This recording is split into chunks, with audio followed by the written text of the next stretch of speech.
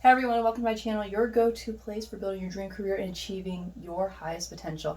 I'm Allie and I'm extremely excited because today is our first segment of Tips and Tea Time Tuesday, where I share my tips and tricks on anything career, work, or leadership related.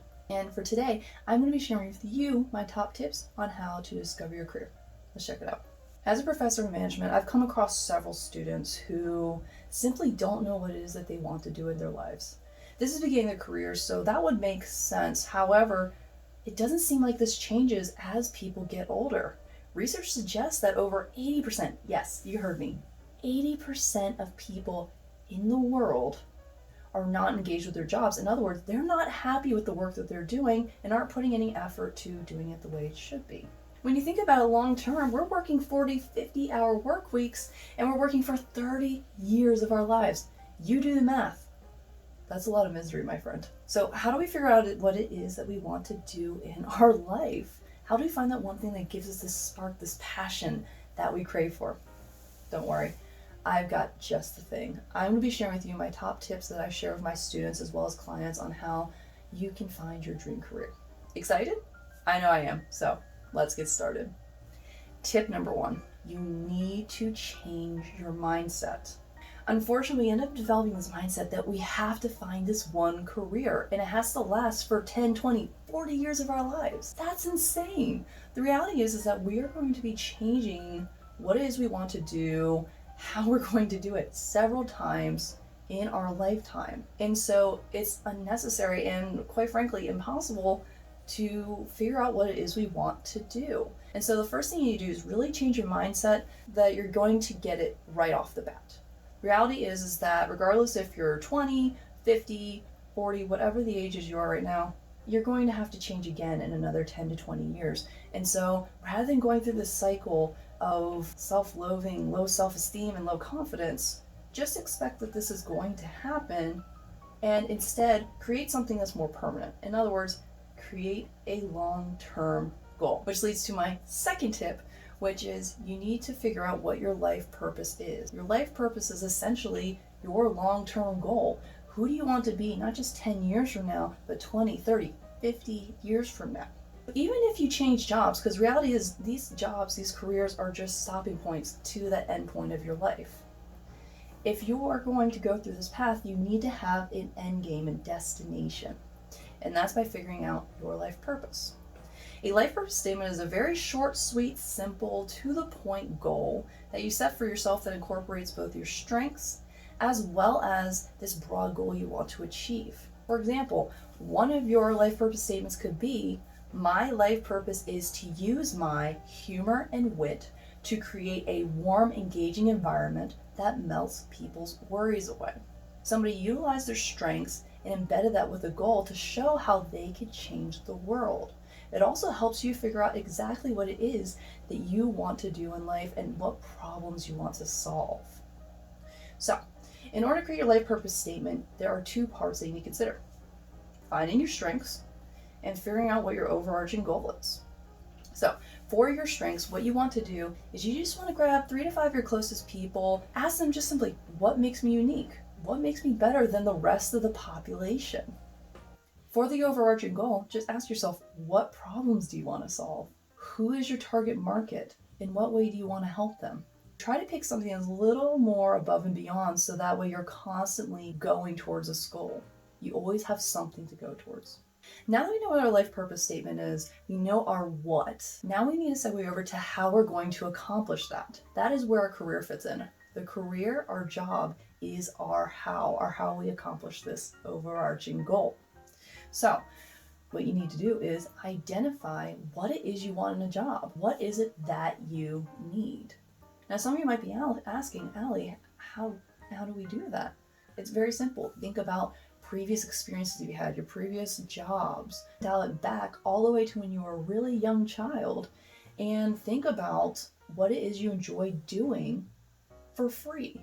Before you were told about what it means to be paid for your work, what it is that you enjoy doing, and then triple down. Tripling down is when you extract information from whatever it is that you're looking at to really get into the heart, to get into the meat of what it is that you want from that particular thing. Let's take a doctor, for example. Very straightforward. Why do people typically want to be a doctor? They want to help people. Makes sense, right? So let's go a little bit deeper. Okay, so you want to help people. Who in particular? For this particular doctor, let's say that they want to help kids under the ages of, below the age of 12. With what problem? I want to help kids below the age of 12 who have physical, mental, and behavioral issues. So just from that down right there, from tripling down, we found 3 pieces of information that can tell you a lot about what it is you want in a career. You don't want to be a general doctor. In this example, you might want to be a pediatrician. So what you need to do is, for your accomplishments, things that you enjoyed as a kid, for previous jobs you've worked in, just ask yourself, what did I like about it? Why did I like it? Who was I helping that I enjoyed? And what problems were I solving? Really triple down, extract 3 pieces of information, and you're going to start discovering what it is you truly want in a job. Tip number 4. Now that we've identified exactly what it is you want in a job and what you need in a job, now we just have to find what careers work for you. All right? And that's very simple. Take some career tests. There are several career tests out there that are readily available, and guess what? Free. Yes, free tests that you can take. And so just go on Google and find some tests that you can take and write down every single answer you get.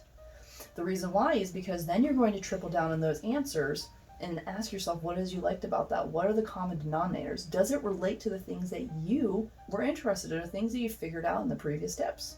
Something might easily just stand out. If something screams at you when you see it on paper, you need to look further into that.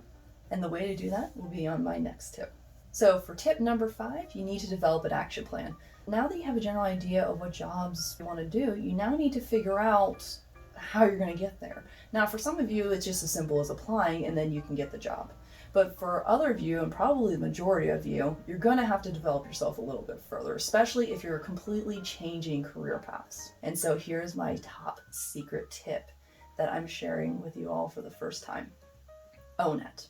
Own It is this amazing free online tool that allows people just like you to look up what is necessary for a job. It's very simple. Just go on to ownetonline.org and just type in the job that you want.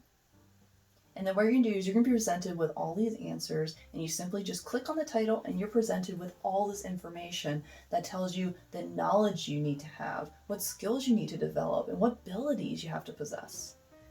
Own It gathers all this information for you and puts it in one tight bundle so it's readily available to you. And so grab that information and treat it as a checklist. Look it over, type in the jobs that you're interested in, and just look through and see if you are qualified, if you're there.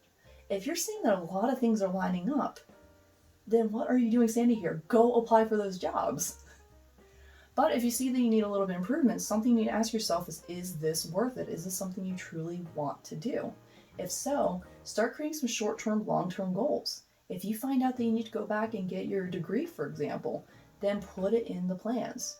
And tell yourself you're going to start applying to programs now, and you're going to apply every week or every month. Really drill in some goals for yourself so that way you can actually start getting closer to reaching that dream career. That's all I have for you today. Love what we talk about. Well, stay tuned because tomorrow I'll be answering one of your questions on career discovery.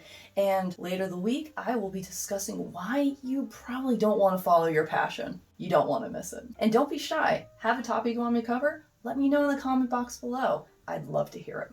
Make sure to like, subscribe, and hit that notification bell if you enjoyed this video. Otherwise, thank you for watching. Until we drink again. Take it easy, everyone.